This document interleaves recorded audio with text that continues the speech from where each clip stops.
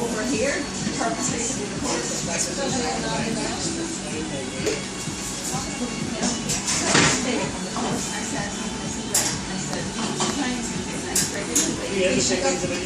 Yeah, and I said, okay, tell me something about what you're going to be or do or something you want to achieve, not achieve in the next 5 years. And so I was going around saying that there was nothing terribly interesting. Kijk, het is hem lusten. His mom?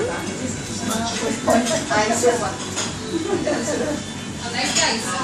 Do you want ice cream? What did she say? Big students and 5 rounds. No, I'm brown. Ice cream.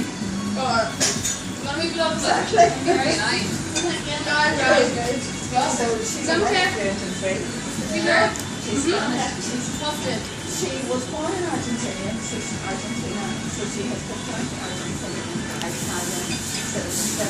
Her parents are Italian, but she grew up in Spain. And she's doing English for us. Yeah, well, I don't know, she probably got off to work. So,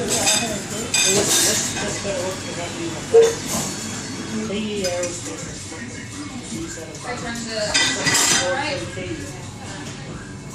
The living company logo.